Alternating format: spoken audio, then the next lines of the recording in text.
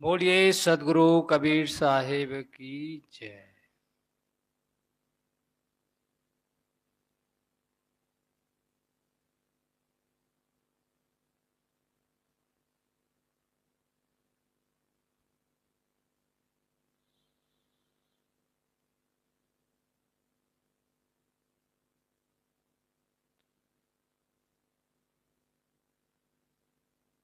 अज्ञानतिमिरान्धस्य ज्ञानाञ्जनशलाकया चक्षुरुन्मीलितं येन तस्मै सद्गुरुवे नमः। बोलिए सद्गुरुदेव की जय।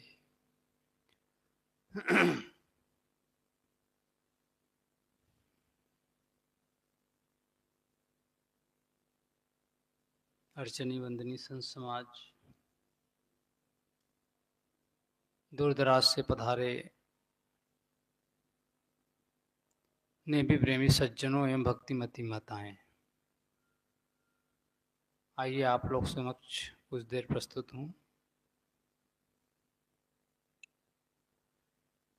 ज्योतिष ज्योति जगाते चलो, प्रेम की गंगा बहाते चलो।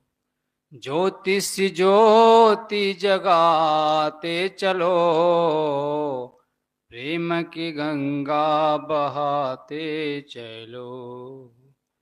राह में आए जो दीन दुखी, सबको गले से लगाते चलो। प्रेम की गंगा बहाते चलो, प्रेम की गंगा बहाते चलो। बोलिए सदगुरु कबीर साहिब की जय।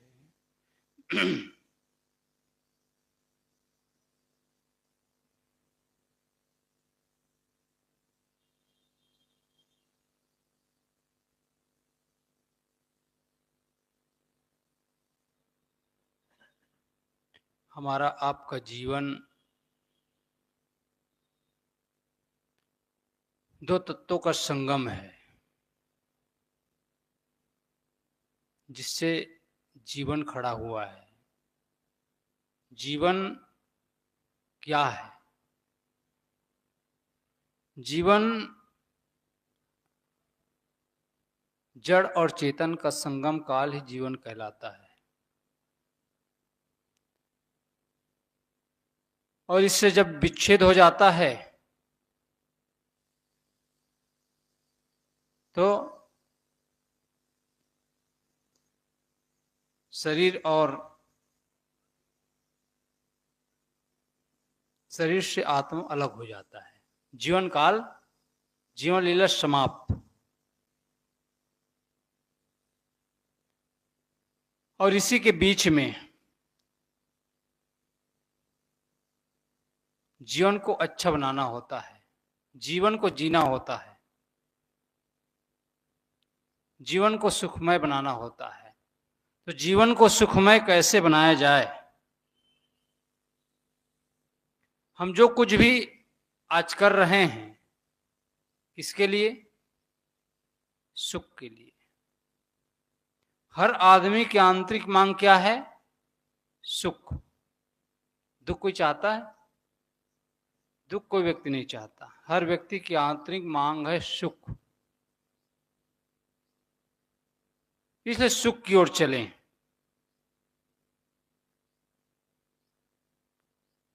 तो हमारा आपका जीवन जड़ चेतन का संगम काल। जब तक शरीर के भीतर जो ज्योति है जल रही है, जब तक बोल रहा है, हिल रहा है, डोल रहा है, तब तक जीवन है। और जिस दिन बोलना बंद कर दिया, क्रिया करना बंद कर दिया, उस दिन जीवन लीला समाप्त। तो जीवन का संबंध पहला है जड़। और जड़ क्या है? ये शरीर जड़ है। जो कुछ भी दिखाई दे रहा है, सारे चीज जड़। इसलिए गोस्वामी तुलसीदास जी कहते हैं, गो गोचर जहां लगमन जाई, सो सब जानो माया भाई। जो कुछ भी दिखाई देता है सारे चीज जड़, और शरीर भी जड़ है, और जड़ चीजों के लिए जड़ चीज की आवश्यकता होती है।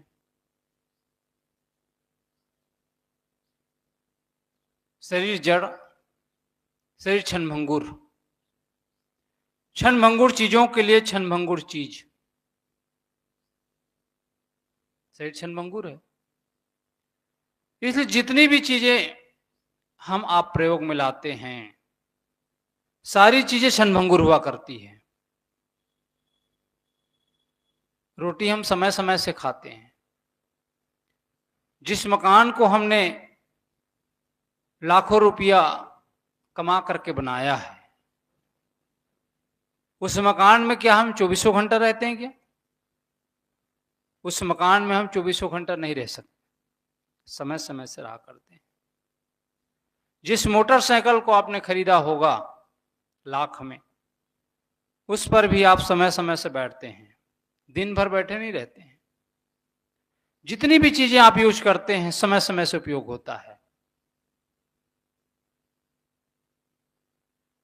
ये श्रमिक है, समय समय से प्रयोग होने वाली चीज।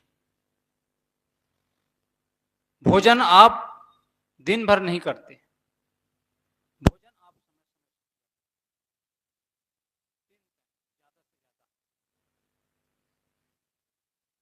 तो क्षणभंगुर चीजों के लिए क्षणभंगुर चीजों की आवश्यकता होती है। उसी प्रकार से आत्मा का खुराक, आत्मा का भोजन, आत्मा के लिए निरंतर वाली चीज चाहिए। शरीर क्षणभंगुर है। क्षणभंगुर हम किस प्रकार से कहते हैं? क्योंकि जब से हम जन्म लिए हैं तब से लेकर आज तक शरीर का परिवर्तन ही हो रहा है। एक अवस्था थी शिशु अवस्था, वो समाप्त हो गया। बाल्य अवस्था आ गया, युवावस्था आ गई, जवानी आ गई, बुढ़ापा कगार पर है। इससे साफ पता चलता है कि शरीर जो है क्षणभंगुर है, क्षण क्षण परिवर्तन हो रहा है। जब से हम जन्म लिए हैं तब से लेकर आज तक काल ने हमारे चोटी को पकड़ रखा है। हर क्षण परिवर्तन हो रहा है, हर क्षण, पता नहीं चलता। कपड़ा आप नया खरीदते हैं, लेकिन नित्य उसमें क्रिया हो रही है। एक दिन पुराना हो जाता है, फट जाता है, तब पता चलता है कि जो है पुराना हो गया। उसी प्रकार से शरीर है क्षणभंगुर, और इस क्षणभंगुर शरीर का कोई भरोसा नहीं है। मकान को तो आप जो है बता सकते हैं कि इतने वर्षों तक चलेगा, लेकिन शरीर को आप बता सकते हैं? शरीर को आप नहीं बता सकते कि जो है कब तक रहेगा। क्षणभंगुर। तो इनका प्रयोग समय समय से हुआ करता है। जितने भी चीजें हम यूज करते हैं समय समय से चाहिए। रोटी आपको ज्यादा से ज्यादा 3 समय चाहिए रोटी, लेकिन आत्मा के लिए आत्मा निरंतर है। कैसे पता चलता है कि आत्मा निरंतर है? आत्मा निरंतर है इससे पता चलता है कि जो है बचपन की बातों को भी आप जानते हैं। 10 साल की अवस्था में जो घटना घटी है उसमें से बहुत सारी बातों को आप जानते हैं, याद आता है ना? इससे पता चलता है कि जो है निरंतर है, आत्मा निरंतर है शरीर में। और निरंतर वाली चीजों के लिए निरंतर चीज की आवश्यकता होती है। और वो बातें कहां बताई जाती है? वो बातें सिर्फ सत्संग में बताई जाती हैं, अन्य जगह नहीं बताई जाएगी। तो निरंतर वाली चीज, सुखी आप उसी से हो सकते हैं, क्षणभंगुर वाली चीजों से। निरंतर वाली चीजों से आप सुखी हो सकते हैं, क्षण भंगुर वाली चीजों से नहीं। लेकिन आदमी जो है जीवन भर क्षण भंगुर चीजों को बटोरता रहता है। इससे केवल आपको सुविधा मिलेगी, सुख नहीं मिल सकता। सुख का संबंध इससे नहीं है, सुविधा से है। लेकिन पूरा जीवन आदमी भौतिक सुविधा इकट्ठा करने में लगे रहते हैं ताकि सुख मिल जाए। सुख उससे नहीं मिलेगा, शांति का संबंध उससे नहीं है, सुविधा का संबंध है उससे। सुविधा आपको मिलेगी, आप मकान बना सकते हो, आप अच्छे से अच्छा गाड़ी खरीद सकते हो, कपड़ा खरीद सकते हो, सारी चीजें आप खरीद सकते हो, लेकिन सुख नहीं मिलेगा। बालाघाट के एक सेठ ने कहा था, उनके पास सब चीज मौजूद है, लेकिन कहता है मेरे जैसा दुखी आदमी दुनिया में कोई नहीं होगा। बताओ, उसके पास सब कुछ है, सेठ के पास क्या चीज की कमी है, लेकिन सुख नहीं उसके पास। तो धन से नहीं मिलेगा वो सुख। वो सुख आपको निरंतर वाली चीजों से मिलने वाली है। और निरंतर है क्या? निरंतर है, पहली चीज है प्रेम। प्रेम आपको समय समय से दिया जाएगा। चलेगा? चलेगा? प्रेम आपको समय समय से दिया जाएगा, चलेगा जी? रोटी आपको समय समय से दिया जाएगा तो चलेगा, लेकिन प्रेम समय समय से दिया जाएगा, चलेगा? नहीं चलेगा। 24 घंटा में 12 घंटा आपके साथ प्रेम किया जाए, 12 घंटा ना किया जाए, चलेगा? नहीं चलेगा। रोटी तो आपको 3 टाइम की आवश्यकता है, लेकिन प्रेम 24 घंटा। आप किसी के साथ अच्छा व्यवहार नहीं किए तो आप सुखी नहीं रहेंगे। तो प्रेम 24 घंटा चाहिए। निरंतर, ये निरंतर वाली चीज है, सुखी आप उसी से होते हैं। तो प्रेम देने की चीज है कि प्रेम लेने की चीज है? प्रेम सिर्फ देने की चीज है। जितना आप देंगे उतना आप सुखी होंगे। आदमी क्या करता? सिर्फ लेना चाहता है, देना नहीं चाहता, कंजूस। इसलिए आदमी दुखी होता है। इसलिए प्रेम सिर्फ देने का नाम है। प्रेम पाट का चोलना पहिर कबीर नाच। प्रकृति उसी के जीवन में चमक भरती है जो जीवन में प्रेम को आत्मसात कर लेता है। समुद्र का पानी मीठा होता है कि खारा? क्या होता है जी? समुद्र का पानी मीठा होता है कि खारा? खारा होता है ना। क्यों होता है? क्योंकि सारे नदियों का पानी जाता है, लेकिन सागर का पानी पीने के काम में आता है? नहीं आता। खेती काम में आता है? नहीं आता। उसी में सड़ जाता है और वह पानी जो है खारा हो जाता है। और नदियों का पानी मीठा होता है ना। क्यों होता है? क्योंकि वो किसी और को देता है। देने वाला सदैव मीठा होता है, देने वाला ही सुखी होता है। और जो सिर्फ ले देना, वो व्यक्ति दुखी हो जाएगा। इसलिए प्रेम सिर्फ देने का नाम है। इसलिए हम सिर्फ प्रेम को दें। हम आपका जो संबंध है वो प्रेम का ही संबंध है। प्रेम का ही नाता है, भक्ति का नाता है। नहीं तो कोई किसी का जो है मामा फूफा थोड़ी है। प्रेम के वश आदमी जुड़ा हुआ है। तो सिर्फ प्रेम दें। कहते हैं कि जो है एक सेठ जी रात में सोया था। एक दिन रात में अचानक लक्ष्मी देवी आ गई। लक्ष्मी देवी कहती है, बेटा उठ। सेठ की नींद खुल गई। देवी कहती है, बेटा जो कुछ मांगना है सो मांग ले, आज के बाद मैं तुम्हारे घर से चली जाऊंगी। सेठ जी ने कहा,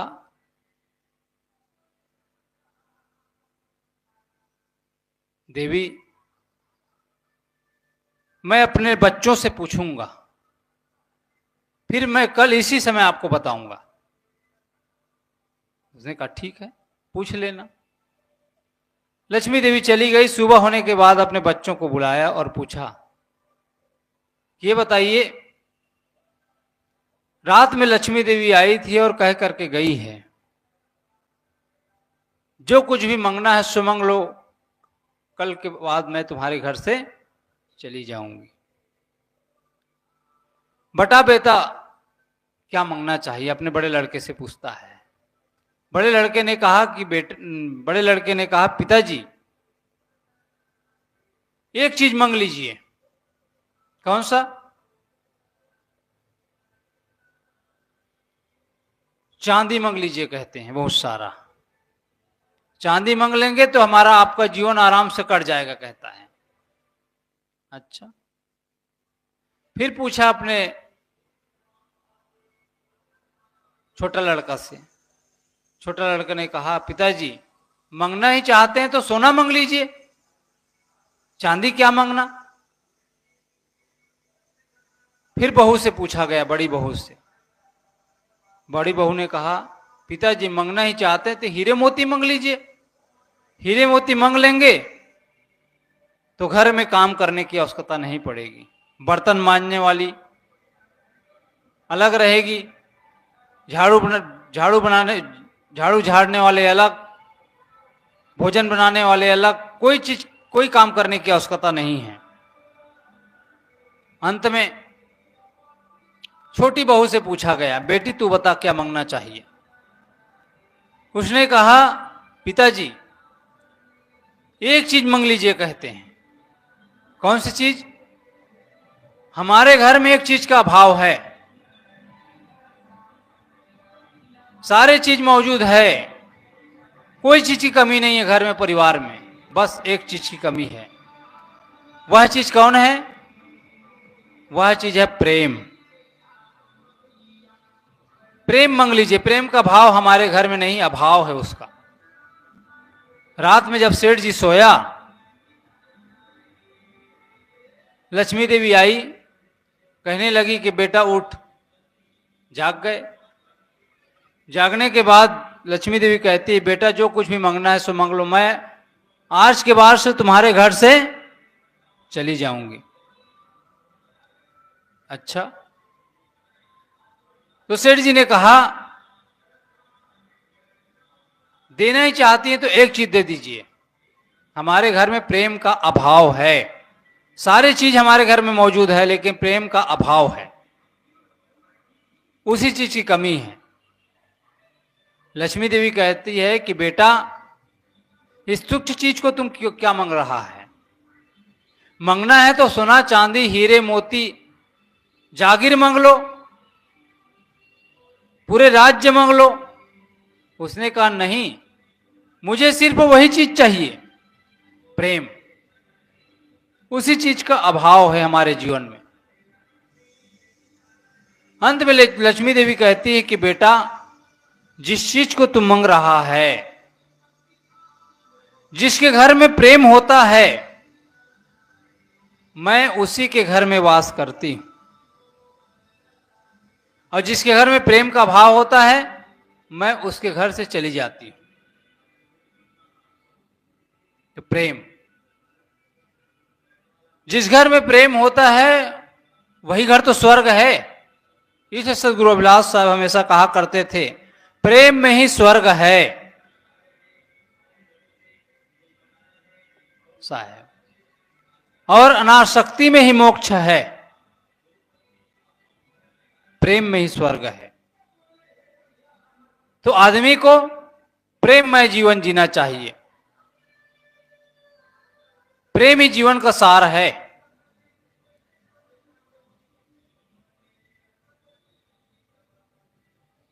जो निरंतर वाली चीज है उसी से आप सुखी होते हैं। आपको 1 मिनट के लिए प्रेम ना मिले तो आप दुखी हो जाएंगे। दूसरी बात है भाव। हर आदमी भाव में जीता है। आपको यदि भाव नहीं मिलेगा घर में, परिवार में, आपके ससुराल में जाने के बाद आपको यदि वहां के लोग भाव नहीं देंगे, दोबारा जाओगे क्या? जाओगे जी? भाव नहीं मिलेगा तो आप दोबारा जाओगे नहीं। जिस घर में बेटी जन्मी है वहां यदि भाव नहीं मिलेगा तो वो जाएगी? नहीं जाएगा। हर आदमी भाव में जीता है और भाव निरंतर चाहिए आपको 2400 घंटा।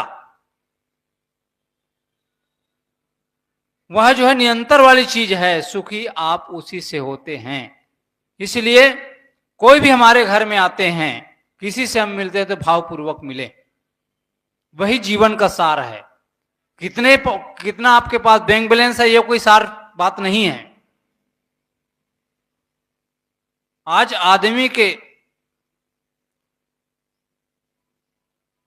आदमी का जो चेहरा है वह खिला खिला दिखाई नहीं देता, हंसता नहीं है। आज योगा में भी जाता है तो रावण की तरह हंसता है, बनावटी। हृदय से कहां हंसता है? इसलिए भाव आवश्यक है जीवन में। किसी से मिले तो भावपूर्वक। आप कुछ दो या ना दो, लेकिन भाव झलकना चाहिए। सुखी आप उसी से होंगे। आप किसी को कुछ देते हैं ना, आपके अंदर तुरंत प्रसन्नता आ जाती है। भिखारी को भी आप कुछ देते हैं, जैसे ही देते हैं आपके अंदर प्रसन्नता आ जाती है। तो हम देना सीखें। इसलिए मैं कहा था, ज्योति सी ज्योति जगाते चलो, प्रेम की गंगा बहाते चलो। प्रेम की गंगा बहाते चलो, भाव में जियो। भाव नहीं है तो जा घर जान मसान। आपके अंदर भाव नहीं है तो आप जिंदा रहते हुए भी आप मरे हुए के समान है। वह जीवन बेकार है। तीसरी बात है विश्वास। विश्वास से ही विश्वास जन्म लेता है। इसलिए विश्वास होना चाहिए। विश्वास नहीं है ना तो बाप जो है बेटे को फूटी आंख नहीं देखेगा। विश्वास यदि खो दिया तो बेटा जो है बाप को फूटी आंख देखना नहीं चाहेगा। इसलिए विश्वास की आवश्यकता है जीवन में। सास बहू है, सास बहू में विश्वास, पति पत्नी में विश्वास, पड़ोसी में विश्वास। जो विश्वासघात कर देता है उसको कोई पसंद नहीं करता है। इसलिए विश्वास। कहते हैं कि एक बार एक गडरिया था, भेड़ चराता था। भेड़ चराने गया था खेत में। अचानक कुतूहल हुआ उसके अंदर और जोर से चिल्लाया, बचाओ बचाओ मेरे भेड़ को सिंह ले जा रहा है, बचाओ बचाओ मेरे भेड़ को सिंह ले जा रहा है। जोर जोर से चिल्लाने लगा। कुछ लोग काम कर रहे थे खेत में, दौड़े दौड़े आए और कहने लगे, कहां ले जा रहा है? उसने कहा, मैं तो मजाक कर रहा था कि आप लोग आते हैं कि नहीं आते हैं मुझे जो है बचाने के लिए। मैं तो झूठ बोल रहा था। चले गए सभी लोग। 15 दिन के बाद फिर कुतूहल हुआ, फिर जोर जोर से चिल्लाने लगा, बचाओ बचाओ मेरे भेड़ को सिंह ले जा रहा है। फिर आए लोग, फिर पूछे कहां ले जा रहा है भैया? फिर कहता है कि मैं तो मजाक कर रहा था। सभी लोग फिर चले गए। 15 दिन के बाद फिर चिल्लाया जोर से, बचाओ बचाओ मेरे भेड़ को सीले जा रहा है। कोई नहीं आया बचाने के लिए। क्यों? झूठे व्यक्ति पर कोई विश्वास नहीं करता है। बार बार वो झूठ बोले उस पर कोई विश्वास नहीं करता। इसलिए विश्वास से विश्वास का जन्म होता है। पति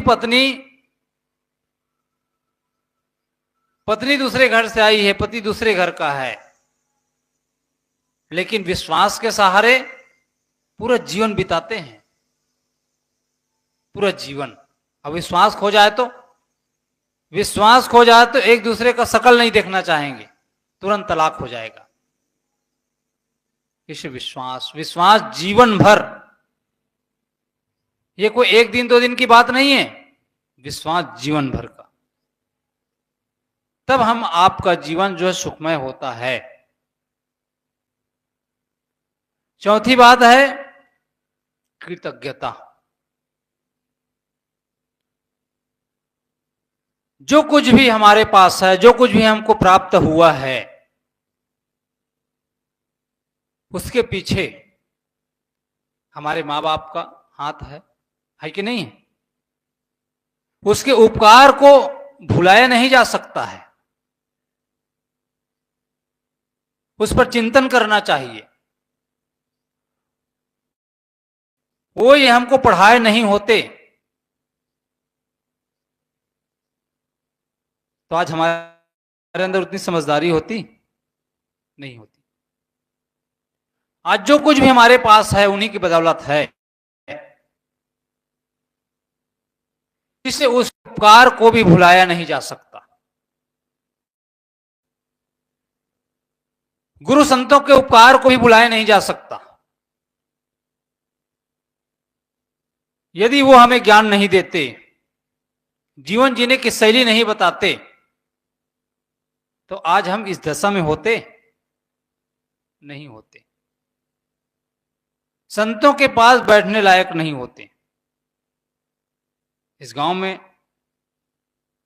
इतने लोग होंगे, लेकिन इतने लोग कैसे बैठे हुए हैं?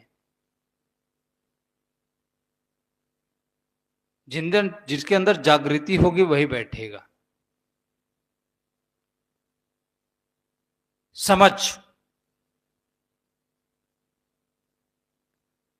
तो गुरु संतों की देन है। सत्संग से क्या मिलता है?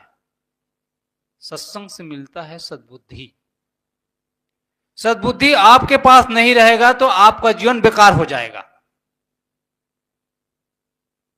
इसे सद्बुद्धि की आवश्यकता है।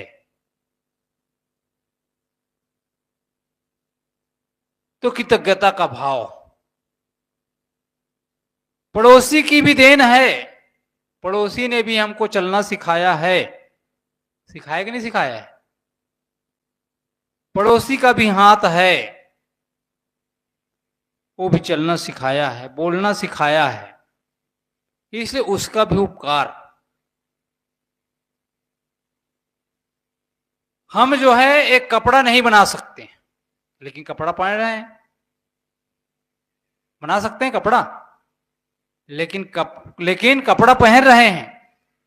जिसने बनाया उसके प्रति भी उपकार। तेल किसी और ने पेरा लेकिन हम खा रहे हैं।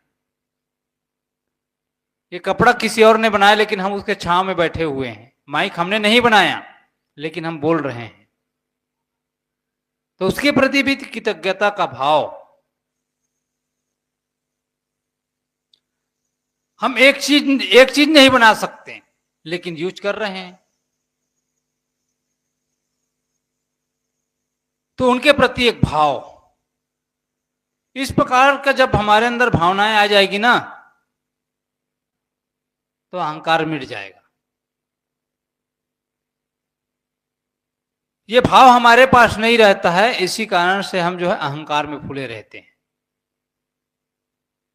और अहंकार ही सबसे बड़ा जहर है आदमी का। अहंकार के वजह से जीवन को नहीं समझ पाता, इसलिए भीतर की ज्योति नहीं जल पाती है, जहां के तहां रह जाते हैं। समझ पैदा नहीं हो पाता है।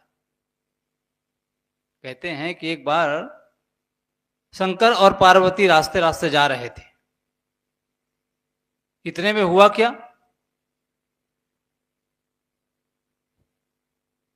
पति पत्नी और पुत्र तीनों जो है एक पेड़ के नीचे बैठे हुए थे, एकदम दीनहीन गरीब। पार्वती कहती है, इतने दीन है, दुखी हैं, और इसको छोड़ करके आप जो है मुख मोड़ करके जा रहे हैं। लोग आपको भोले भंडारी कहते हैं, इन लोगों को भी कुछ दे दीजिए। शंकर जी ने बहुत समझाया, मैंने बहुत कोशिश किया इन लोगों को देने के लिए, लेकिन पात्रता इसमें है नहीं, पात्रता चाहिए। पार्वती कहती है, एक बार और दे दीजिए, कहते हैं। मुड़ गए। भगवान शंकर ने कहा कि जो है तुम तीनों को जो कुछ भी मांगना है मांग लो, मैं 3 वरदान देता हूं। तो उनकी पत्नी थी जो शरीर से जल गई थी, गरीब थी ही, शरीर से झुलस गई थी आग से, और गरीब अवस्था थी। खाने पीने की चीजें नहीं मिलने के कारण एकदम दुबली पतली हो गई थी। वह कहती है, भगवान देना चाहते हैं तो मुझे एक चीज दे दीजिए, कहते हैं। क्या चीज? मुझे आप जो है 16 साल की कन्या बना दीजिए, कहते हैं। भगवान शंकर ने कहा, यो मस्तु। 16 साल की कन्या बना दिया उसको। अब उसके बाद तो जो है उनका जो पति था ना, एकदम जल भुना,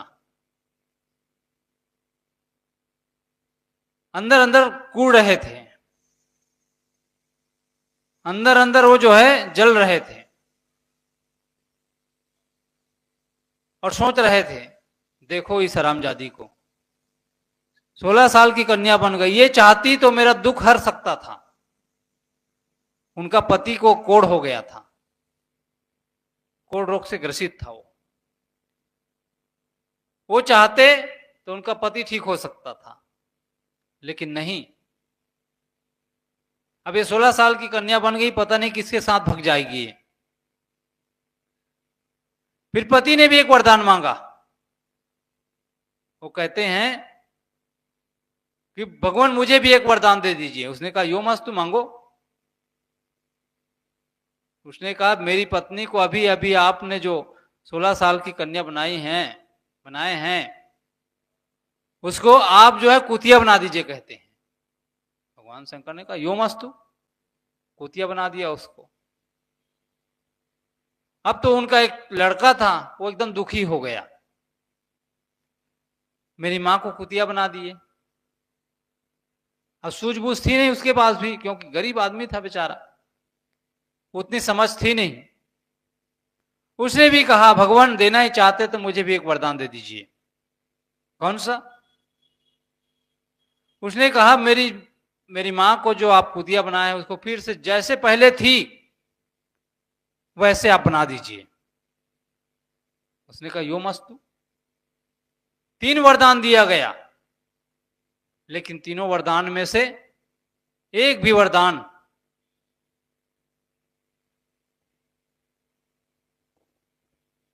सभी लोग खड़े हो जाएंगे, साहिब जी आ रहे हैं।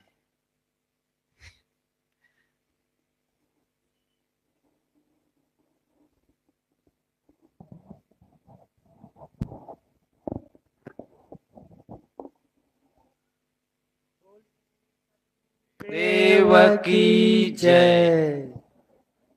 साहेब बंदगी, साहेब बंदगी, साहेब।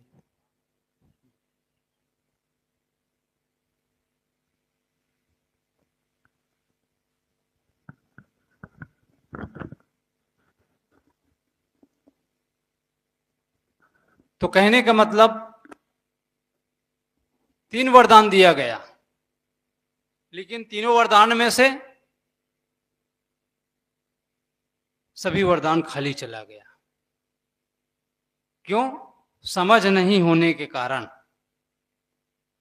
इसलिए हम आपके जीवन में सत्संग की आवश्यकता होती है।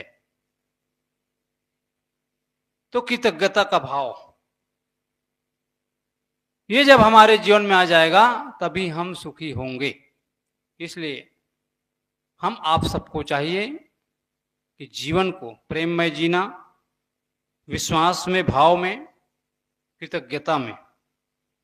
ये जो है निरंतर वाली चीज है। सुखी हम आप उसी से हो सकते हैं, और यही काम हम आप सबको करने की आवश्यकता है। बोलिए सदगुरुदेव की जय।